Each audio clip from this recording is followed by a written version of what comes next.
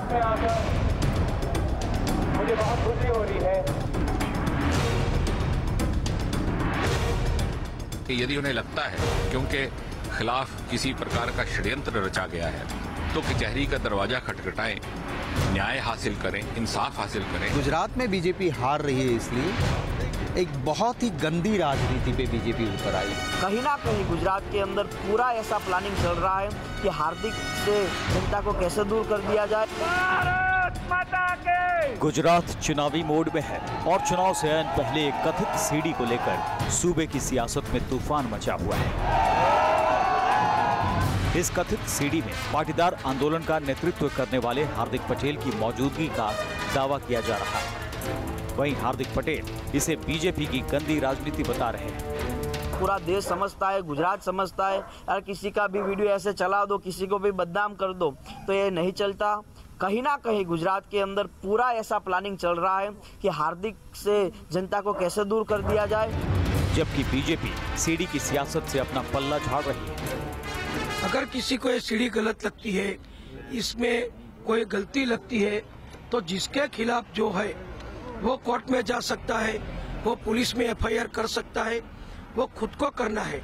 इसमें सरकार का कोई रोल नहीं है, हमारी भारतीय जनता पार्टी का भी कोई रोल नहीं है। दावे कुछ भी हो, लेकिन राजनीति के खेल में अगर धर्म सीढ़ी है तो सीढ़ी वो सांप जो सियासत के सांप सीढ़ी के खेल में किसी को भी 99 से एकदम 9 पर ला पटकती है। गुजरात का सियासी नब्ज टटोलने की कोशिश में न्यूज नेशन की चुनावी यात्रा साबरमती से अहमदाबाद, मेहसाणा, वडनगर, नाडियाड, गोधरा, आनंद, खंभात होते हुए अब राजकोट पहुंच चुकी है।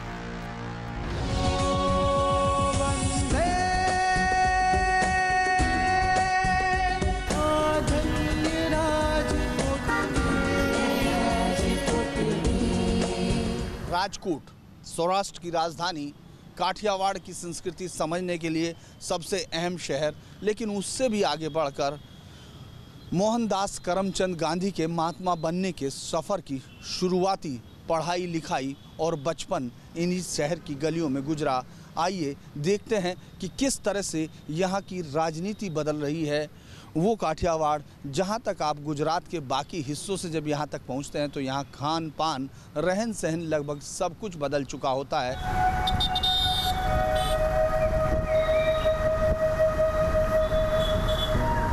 गुजरात का चुनावी शोर राजकोट में चारों ओर है। यहाँ तक कि राजकोट के इस रेस्तरां की मेज पर काठियावाड़ी खाने के साथ सियासत का जायका भी आप महसूस कर सकते हैं।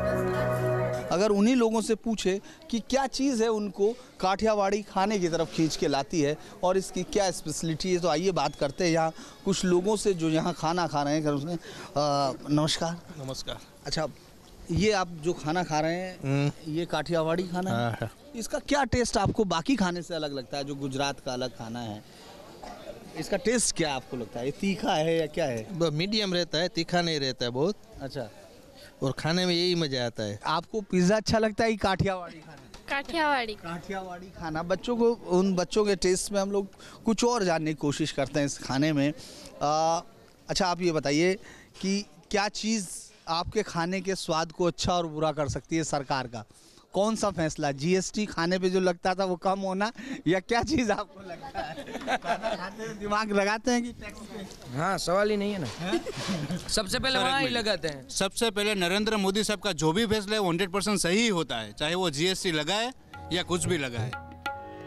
राजकोट में सिर्फ काठियावाड़ी खाने का जायका ही नहीं है, बल्कि इस शहर में पसरी हुई है बापू की विरासत भी। ये वही जगह है जहां महात्मा गांधी का बचपन बीता था। वैष्णव जन तो तेने कहिए जे, पीड़ पराई जाने रे। यही वो घर है जहां वो शख्स चलता था, जहां से उसने अपना बचपन में मोहन से महात्मा तक का सफ़र तय किया। यही इस घर के इसी आंगन में, इसी कमरों में महात्मा गांधी की ज़िंदगी का वो सफ़र शुरू हुआ जो उनकी ज़िंदगी में सबसे अहम था। ये काबा का डेला है, यानी करमचंद गांधी का बनवाया हुआ ये घर। यहाँ करमचंद गांधी जो महात्मा गांधी के पिता थे उन्होंने बनवाया। ये उनकी माताजी का फोटो है। यहाँ जो पुतलीबा गांधी जो वो है। अब हम इस घर को देखते हैं तो यहाँ जोली भाई जो हमेशा आने वालों का स्वागत भी करते हैं सबसे। जोली जी, ये कमरे में क्या खास, मतलब हम लोग इस कमरे में गांधी जी ने विदेश जाते वक्त इनकी मम्मी के पास 3 प्रतिज्ञा ली थी कि दारू नहीं पीऊँ, मांस मटन नहीं खाऊंगा और केवल सत्य ही बोलूँगा। बाद में इस कमरे में इन्हें इसे विलायत पढ़ने के लिए भेजा। यहीं से जब वो गए थे। अच्छा, इस घर को बनवाया उनके पिताजी ने? इस घर को गांधी जी के फादर ने 81 में बनाया। वो राजकोट के दीवान थे तो उन्होंने बनाया। अच्छा, यहाँ महात्मा गांधी शादी करके यहीं आई, कस्तूरबा गांधी यहीं आई शादी करके? हाँ, शादी करके यहीं रहे और उनका रूम इस डेले के ऊपर था। अच्छा, वो गिर गए। वो गिर गया है। अच्छा, ये सब चीज़ें क्या पुरानी दरवाजे सब गांधी जी के वक्त का है। स्ट्रक्चर में कोई चेंज नहीं किया। Door window also Gandhi time, no, सब उसी समय के हैं उनकी जिंदगी के। अच्छा, यहाँ बहुत लोग अक्सर आते हैं रोज? वो साल में 10,000 लोग आते हैं। सब लोग ये देखने के बाद उनको मतलब हैरानी होती होगी यार ये घर इस तरह से खड़ा है। तो विदेशों से भी लोग आते हैं? हाँ, फॉरेन से भी लोग आते हैं। आप इस खूबसूरत घर में एक असीम सी शांति महसूस करते हैं जब आप आते हैं। ये शांति, इसमें यहाँ के लोग जो ये इसको मेंटेन रखते हैं उनका योगदान है, लेकिन इसके साथ साथ महात्मा गांधी का भी जो आप फील कर सकते हैं वो यहाँ आके इन दीवारों पर, इन लकड़ियों में, इन सब में आपको महात्मा जी का वो वक्त ज़रूर महसूस होगा जब यहाँ रहा करते थे। राजकोट में ही बापू की प्रारंभिक शिक्षा पूरी हुई थी। ये वही स्कूल है जहां बापू ने पढ़ाई की थी। मोहनदास गांधी विद्यालय, यही वो विद्यालय है जहां महात्मा गांधी ने 1880 से 1887 के बीच में अपनी प्रारंभिक शिक्षा हासिल की। यहीं से गांधी का सफ़र शुरू हुआ और यहीं मिली कई यादों को उन्होंने लगातार अपनी आत्मकथा से लेकर ज़िंदगी के अलग अलग हिस्सों में कहा। यहीं वो जो घटना जिसमें महात्मा गांधी को आगे की तरफ बढ़ाने की तरफ बचपन से ही लगने लगा था कि किस तरह महात्मा गांधी अपने भविष्य को देख रहे हैं। जब स्कूल में एक निरीक्षक के आने के वक्त शिक्षक ने उनसे एक स्पेलिंग की कॉपी अपने साथी की कॉपी से देखने को कहा था तो महात्मा गांधी ने इनकार कर दिया था। यानी वो ये शुरुआत, सत्य के प्रयोगों की शुरुआत इसी स्कूल से शुरू हुई थी। ये दलफ्रेड हाई स्कूल अभी तक यहाँ स्कूल चल रहा था। महात्मा गांधी के नाम पर यह स्कूल कर दिया गया था उनकी गांधी जयंती पर, जहाँ लोग आए थे। हालांकि इस स्कूल की स्थापना अगर हम देखते हैं तो इस स्कूल की स्थापना जूनागढ़ के नवाब ऑफ जूनागढ़ ने in memory of the visit of the country of the Duke of Edinburgh, जो यहाँ 1870 में, और इस स्कूल को ओपन किया गया था 1875 में। लेकिन आज इस स्कूल को बदल कर यहाँ से ये सोचा जा रहा है कि इसको एक म्यूजियम की शक्ल दी जाए। यहाँ गांधी जी की यादें आज तक सहेज कर रखी गई हैं, तो इस कॉलेज को म्यूजियम में बदलने की तैयारी भी की जा रही है।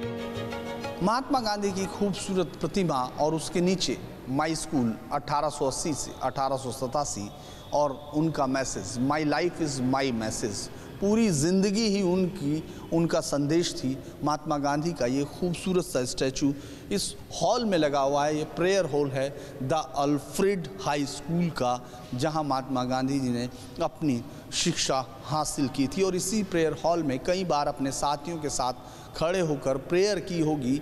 ये खूबसूरत सा बड़ा हॉल आज अभी आपको बदलाव की प्रक्रिया में है, क्योंकि यहाँ इसको 40 जो कमरे हैं उनमें लगभग 80 की करीब महात्मा गांधी के अलग अलग ज़िंदगी के प्रसंगों को 3D techniques, video wall presentation और तमाम ऐसी दूसरी चीज़ों के साथ जो दुनिया भर की विकसित तकनीकें हैं उनके साथ यहाँ आने वाले लोगों को महात्मा गांधी की शिक्षाओं, उनकी ज़िंदगी के बारे में और उनकी ज़िंदगी की बड़ी बड़ी घटनाओं के बारे में कहा जाए।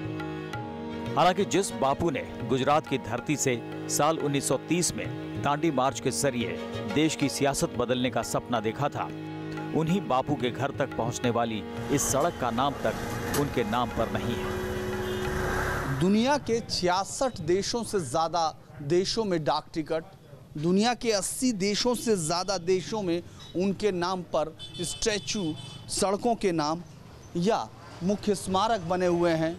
दुनिया के हर जगह महात्मा गांधी का नाम एक संत का नाम है जिसने करोड़ों हिंदुस्तानी की ज़िंदगी में आज़ादी की रोशनी दी।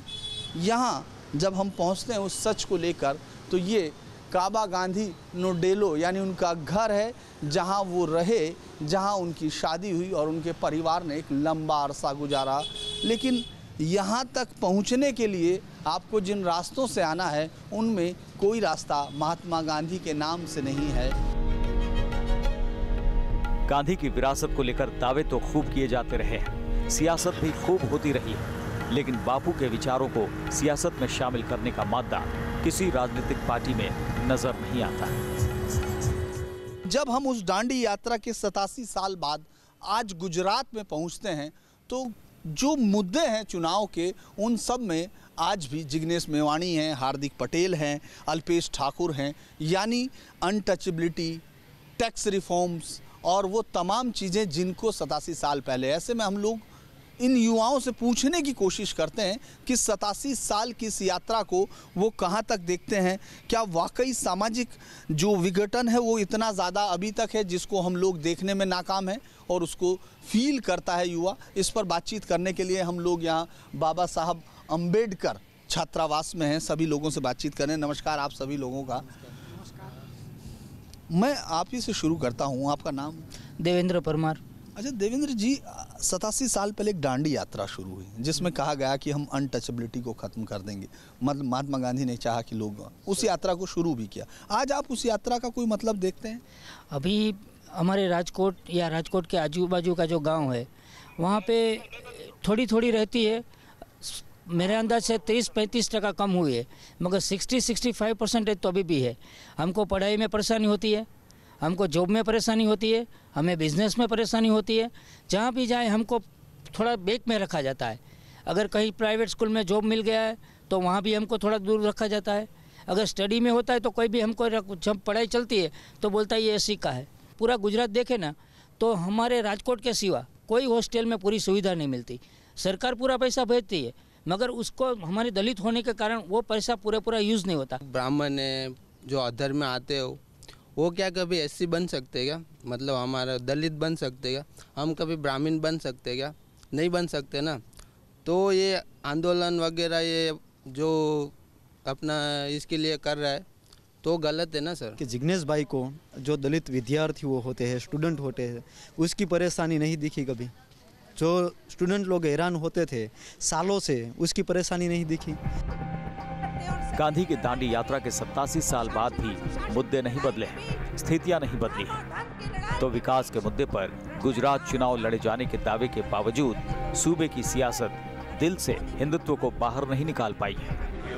अब तक हिंदुत्व की फसल की सबसे बड़ी हकदार बीजेपी रही है, लेकिन अब राहुल गांधी भी गुजरात में मंदिर मंदिर जाकर नरम हिंदुत्व की पैरोकारी में जुट गए हैं।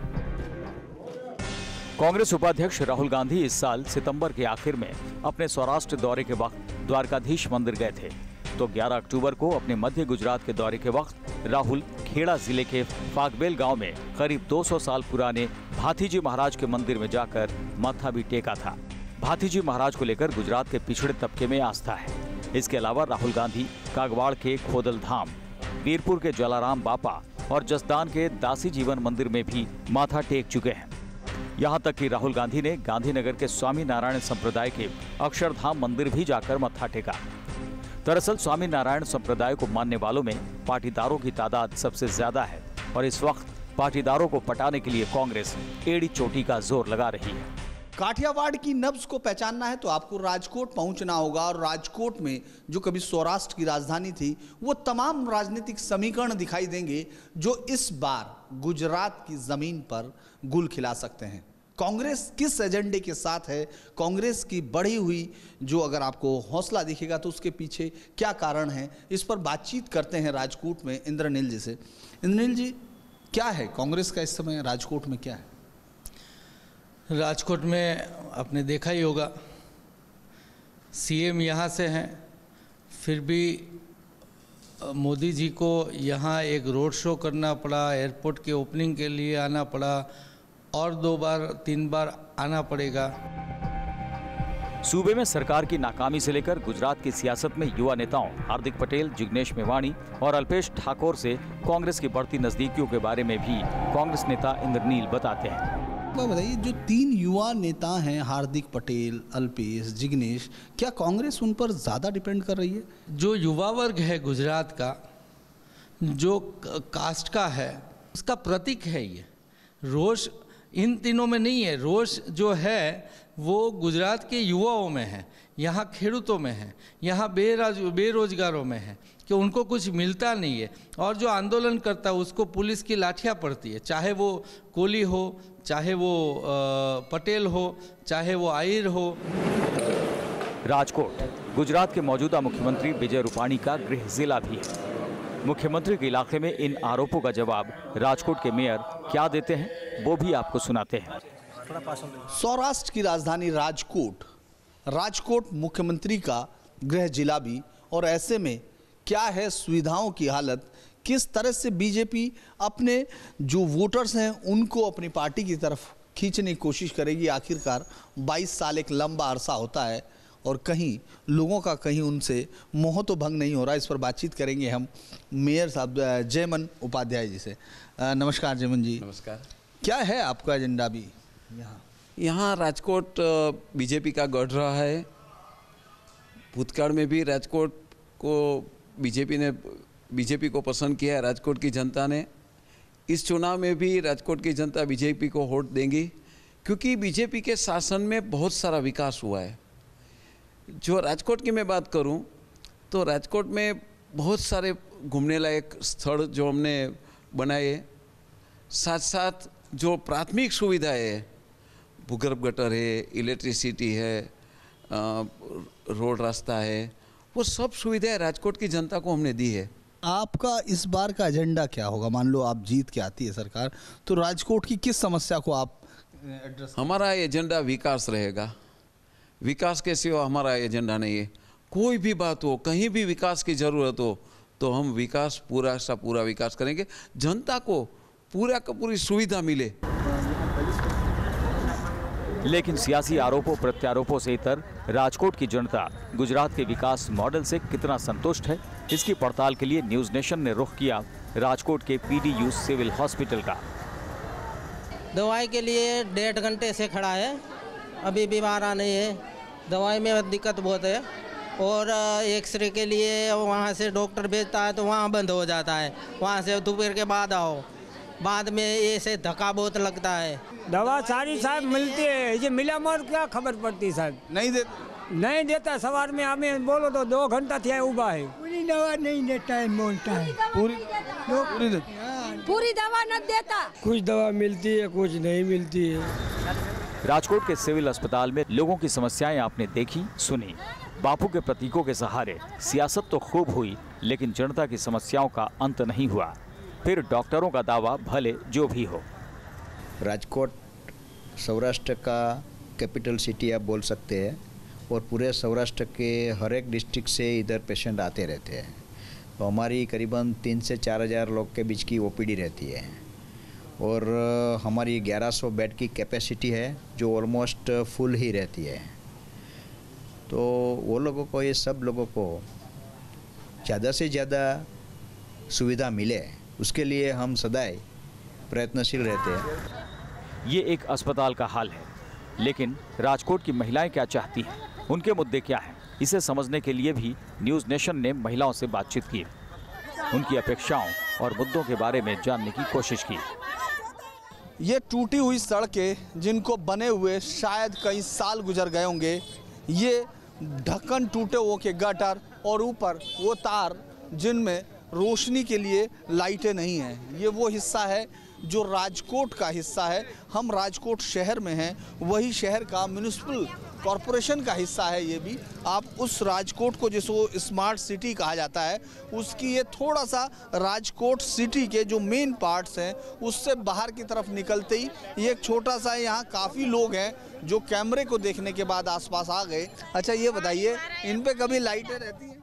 लाइट रहती है, कभी आज भी नहीं है, आज बंद है हमारे शहर में लाइट। आज बंद है, लाइट नहीं चलती है, रोड की लाइट नहीं चलती है। रोड की लाइट कभी नहीं चलती। ना पानी कैसा आता है इलाके में? पानी कम आता है, पानी पूरा नहीं आता है, पानी कम आता है। प्रॉब्लम दूर कर दो हमको, हमको कुछ नहीं चाहिए, पानी हमको देता नहीं मच्छर से है। नहीं रहना, मच्छर बहुत होता है। मच्छर बहुत? हाँ, गटर से आ जाता है वोट लेके। हाँ, जब उसको वोट चाहिए तब आता है।